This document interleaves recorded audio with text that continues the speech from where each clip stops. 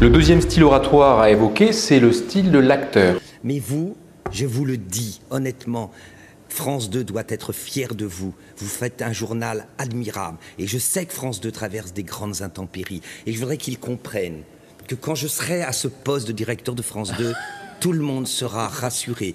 L'acteur peut paraître un peu emprunté, mais maîtrise la grandiloquence, maîtrise les effets de manche. Et c'est de par son corps et de par sa voix créer une relation, en tout cas l'impression de la relation.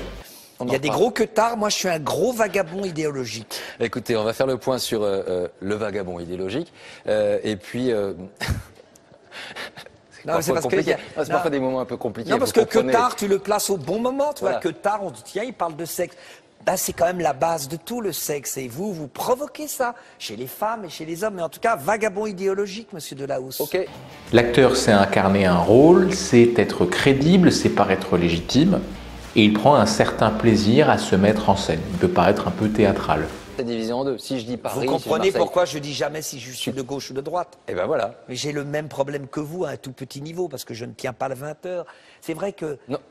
Vous êtes un événement, monsieur Delahousse, parce que Pujadas, dans un côté plus minimaliste, pas qu'à cause de la taille, mais minimaliste dans le sens où il le fait sobre. Vous avez donné un ton, c'est pour ça que TF1, et on a envie de vous dire, restez sur cette chaîne publique, parce que c'est ça, être fraternel. Sa force, c'est de susciter l'émotion. Sa force, c'est aussi de ne pas avoir peur d'être regardé. Il voit la prise de parole comme un jeu. Je visualise si c'était Racine qui, au portable, dirait par exemple dans un TGV, le dessin en est pris, je pars, cher Théramène, et quitte le séjour de l'aimable Trézène. Et que dans le doute mortel dont je suis agité, excusez-moi, je vais me mettre dans la place là, je te disais que dans le doute mortel dont je suis agité, je commence à rougir de mon oisiveté. Bon, si c'était Racine, si les gens parlaient comme parlent Rimbaud, La Fontaine, Céline, on serait ébloui. Mais là, on a affaire à ce que Finkielkraut appelle le dégueulis du privé. C'est-à-dire que